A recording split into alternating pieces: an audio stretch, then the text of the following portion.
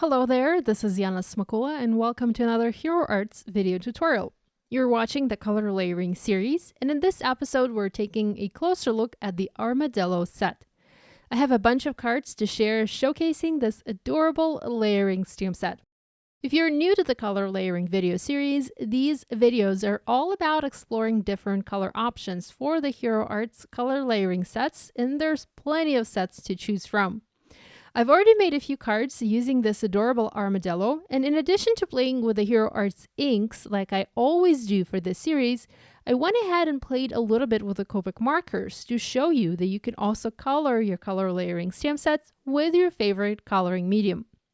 So here's just a quick overview of some of the cards I made to show you what you can expect to see in this video, and there's also a card where I skipped using inks and used my Copic markers instead. I also did something completely different this time, and I blended ink onto white heat embossed image outlines to show you yet another way to color your images with inks. So here I white heat embossed armadillo outline layer in white embossing powder and blended caramel along with a Cuppa Joe inks to color this critter. I did the same style of ink blending or coloring to color cacti, and I just used green inks. The armadillo set is pretty easy to align. I'm going to stamp a few images to show you the process and also to show you the different ink combinations. First, I'm using my Hero Arts black ink to stamp the outline layer, and I pretty much always like to start with an outline. And I do so for two reasons. First, the outline is usually stamped in the darkest ink color, and this color, when you layer other layers of stamps on top of it, is best visible. And also, reason number two, it is an outline layer, so that means that other layers simply must nestle inside of it. So it's just much easier to align when you start with the outline layer. The recommended color combo for this stamp set is Butterbar and Caramel, and those are the colors I'm using to stamp the first armadillo.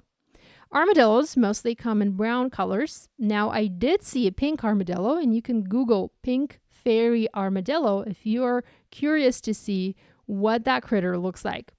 For my second armadillo color combo, I'm going to switch the colors a little bit and go darker. I'm using caramel for the solid layer this time, and then to add detail, I'm coming in with a Cuppa Joe ink. You can also use your ombre ink pads to stamp the base solid layer off this armadillo to add some instant shading.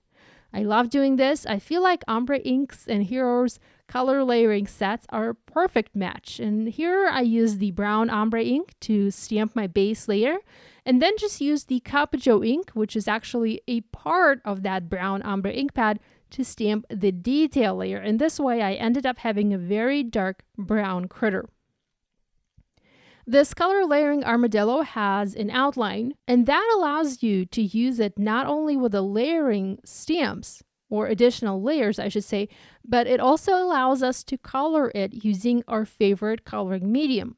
So here I've stamped the images in Hero Arts Intense Black ink. This is Copic marker friendly ink, as I'm going to color my images with Copics. Before I do that, I also wanted to stamp a few cacti for my cards. Cacti here are also layering, and you have the outline and the solid layer. And the way the solid layer is done is you have some gaps in the stamp that will result in pretty white highlights on your finished image. So there are only two layers to the cacti, but they are done in a very, very clever way. I used Forever Green for the cacti outline and Green Apple for the cacti solid layer, and these are Hero Arts recommended colors. I also stamped some additional cacti in Green Hills for the solid layer and Forever Green for the detail layer. Again, you can use your ombre inks here to stamp the solid layer to add instant shading to this image. There are also little blooms included in this set, and cacti do bloom in the spring, so I used soft pink for the solid layer and also rose madder for my detail layer to stamp the flowers for my cacti.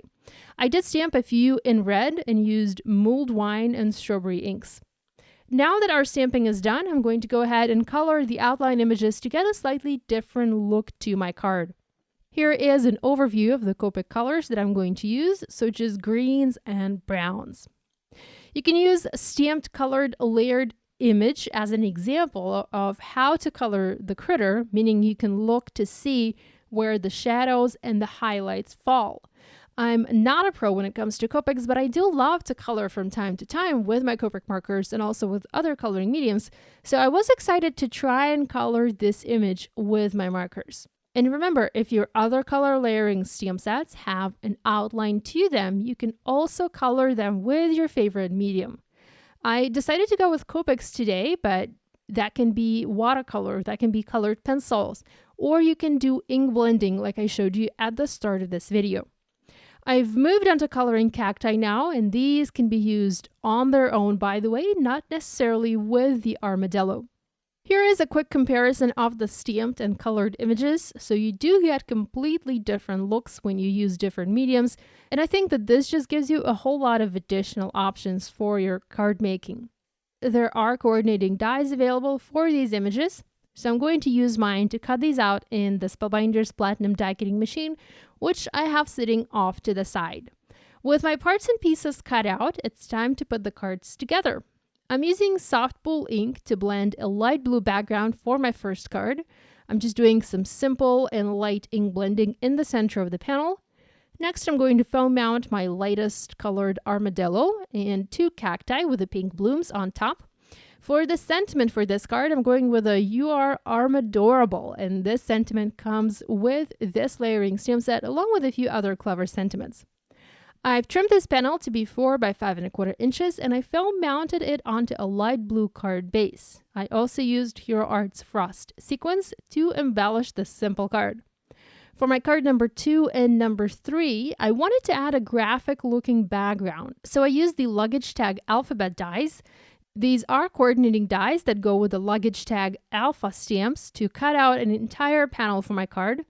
I kept my dies connected, I just removed the bottom row, and I've been using them like a cover die for my cards ever since.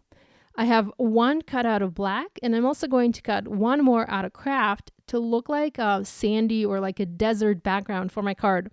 I'm also going to use positive letters to spell a partial sentiment for another card, so nothing goes to waste here. I'm adding my armadillo and cacti, and I'm going to add a simple looking sharp sentiment to this card. I'm heat embossing it in white embossing powder, and this is detail white onto black cardstock piece, and I'm also using the champagne sequin mix from Hero Arts to embellish this card. There are some gold and clear sequins that go nicely together with the craft cardstock.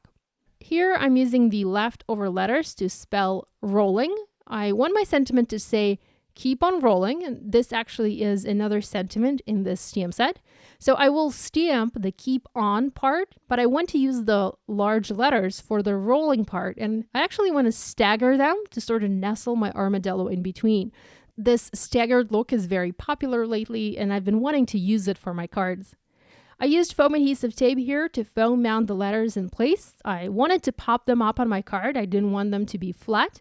And I also foam mounted the armadillo and a few cacti along with some blooms in pink and red.